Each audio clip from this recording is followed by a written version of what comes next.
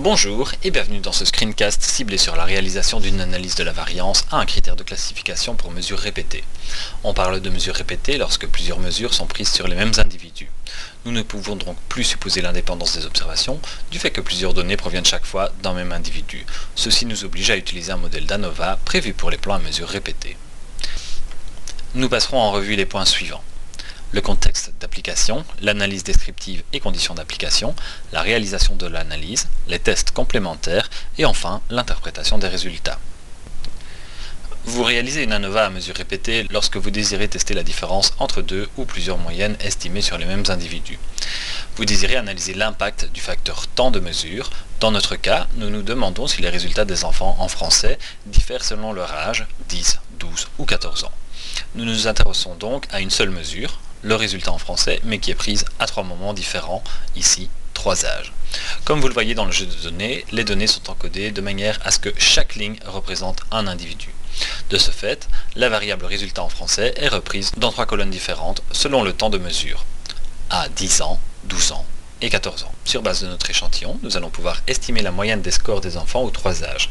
Nous avons comme hypothèse H0 qu'aucune des moyennes ne diffère des autres dans la population, et pour H1 qu'au moins une des moyennes diffère des autres, c'est-à-dire que le résultat en français est différent à au moins un temps de mesure. Avant de réaliser une analyse inférentielle, il est toujours utile de faire certaines analyses descriptives. Cela permet de repérer les données aberrantes et de vérifier certaines conditions d'application des tests. Les types de graphiques que nous pourrions réaliser ici sont l'histogramme, le boxplot ou encore l'error bar. Prenons le cas de l'error bar. Vous allez dans le menu Graph, Legacy Dialog et enfin Error bar. Vous cliquez ici sur Summaries of Separate Variables et vous entrez ensuite les 3 variables résultats en français à 10, 12 et 14 ans et vous cliquez sur OK. Vos résultats viennent alors s'inscrire dans votre fenêtre d'output. Ce graphique reprend la moyenne des résultats en français pour chaque âge. Chaque moyenne est entourée de barres qui peuvent représenter différentes choses selon l'option choisie. Ici sont représentés les intervalles de confiance à 95% autour de la moyenne ou l'écart type. Ce graphique reprend la moyenne des résultats en français pour chaque âge, 10 ans, 12 ans et 14 ans, et chaque moyenne est entourée de barres qui peuvent représenter différentes choses selon l'option choisie. Ici, par défaut, SPSS va représenter un intervalle de confiance à 95% autour de la moyenne. J'aurais pu également demander un écart type. On y voit a priori que les résultats ont l'air de baisser avec l'âge. Il faudra évidemment tester si cet effet est significatif et qu'une conclusion peut être tirée au niveau de la population entière. L'application d'une ANOVA pour mesure répétée suppose plusieurs conditions. Que les données soient indépendantes au sein de chaque temps de mesure, que chaque différence entre deux temps de mesure suive une distribution normale, et enfin que la matrice de variance-covariance respecte certaines conditions, à savoir la symétrie composée et la sphéricité. Pour simplifier ce screencast, nous allons supposer que les conditions d'application du test sont respectées en ne vérifiant ici que la condition de sphéricité. Pour réaliser votre analyse, allez dans le menu Analyze, General Linear Model et ensuite Repeated Measures. Une boîte de dialogue s'ouvre alors et vous sert à donner le nombre de temps de mesure de votre variable répétée ou le nombre de mesures prises chez le même participant. À la place de Factor 1, indiquez un nom qui a du sens pour représenter les différents temps. Vous pouvez par exemple indiquer ici âge, car les mesures sont prises lorsque les enfants ont 10, 12 puis 14 ans. Dans la case Number of Levels, indiquez 3, étant donné que vous avez 3 temps ou 3 âges. Vous cliquez ensuite sur Add et dans Measure Name, vous pouvez indiquer résultat français. Vous cliquez ensuite sur Add et vous pouvez maintenant cliquer sur Define. Dans la boîte de dialogue qui s'ouvre ici, vous devez maintenant définir quelles sont vos variables within subject, c'est-à-dire intrasujet. Vous faites passer ici dans l'ordre vos différentes variables, résultats en français à 10 ans, à 12 ans et enfin à 14 ans.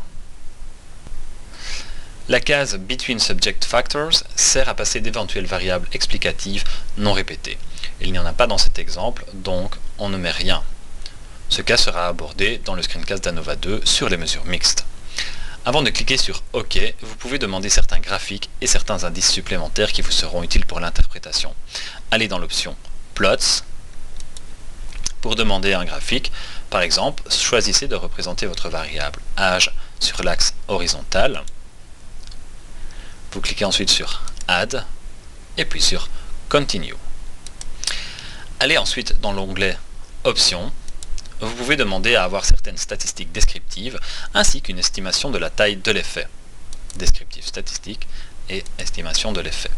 En plus des statistiques descriptives ainsi qu'une estimation de la taille d'effet, vous pouvez demander, en faisant passer votre variable âge à droite, une comparaison des effets principaux, c'est-à-dire une comparaison multiple. Vous pouvez demander la correction de Bonferroni en la sélectionnant ici. Vous cliquez ensuite sur Continue et OK.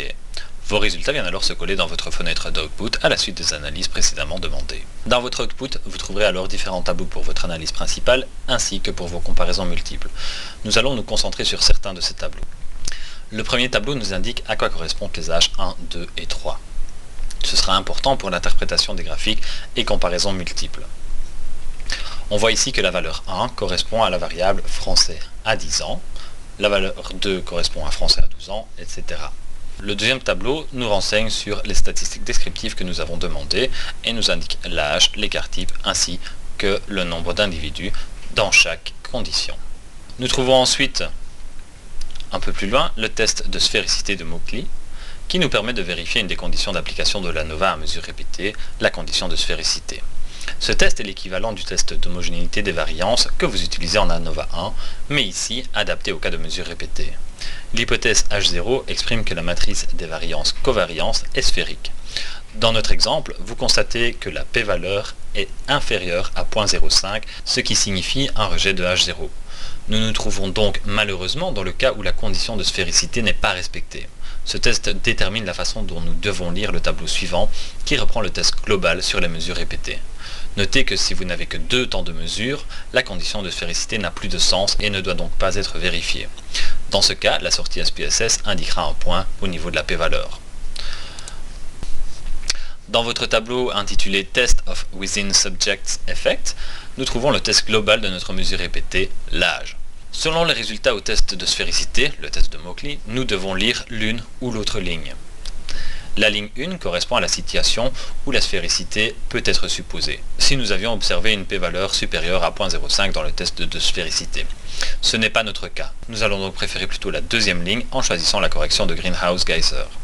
En colonne, vous trouverez dans l'ordre la somme des carrés, les degrés de liberté, les carrés moyens, la valeur de test, le f, la p-valeur associée ainsi qu'un état carré partiel. Vous voyez que la p-valeur associée au test f est petite et inférieure au seuil alpha de 0.05. Sur base de ce résultat, vous pouvez affirmer avec un risque d'erreur de 5% que, dans la population, les résultats en français diffèrent significativement selon l'âge des enfants. Le résultat en français est différent à au moins un des âges. Pour en savoir plus sur les différences entre âges, il vous faudra analyser les comparaisons multiples. Mais avant, d'autres tableaux sont présents et nous ne nous y intéresserons pas, comme le Within Subject Contrast, le tableau Test of Between Subjects Effect, qui reprend les analyses des effets des mesures non répétées. Nous n'avons entré dans notre modèle aucun autre effet que l'âge, et donc vous ne devez pas analyser ce tableau. Vous pouvez passer aux comparaisons multiples reprises dans le tableau Pairwise Comparisons. Le tableau est organisé en ligne, reprenant les différentes comparaisons possibles. Il commence par le premier niveau appelé 1, correspondant au score en français à 10 ans, et noté I. Il est comparé au deuxième niveau appelé 2, qui correspond à notre variable score en français à 12 ans, noté J. Pour cette comparaison, le tableau indique que la différence moyenne est de 2,986 avec cet écart type et la p-valeur associée à cette comparaison. Dans cet exemple, le tableau indique dans son ensemble que les résultats en français sont significativement différents entre tous les âges mesurés. Afin d'interpréter correctement ces résultats, vous pouvez vous référer au tableau précédent, reprenant les analyses statistiques descriptives et au graphique suivant. Avant d'interpréter dans le contexte de l'étude, rappelons que ces résultats ne sont valables que si toutes les conditions d'application du test ont été vérifiées.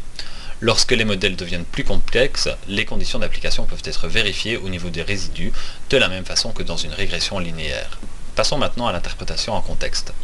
Sur base des résultats des tests et des graphiques, comme par exemple celui-ci, nous pouvons affirmer avec un risque d'erreur globale de 5% que les résultats en français dans la population considérée diffèrent significativement avec l'âge entre 10, 12 et 14 ans. Les jeunes ont en moyenne un score qui diminue significativement entre chaque temps de mesure. Voilà, nous en avons terminé avec ce screencast ciblé sur la réalisation d'une ANOVA à un critère de classification pour mesures répétées. Bon travail!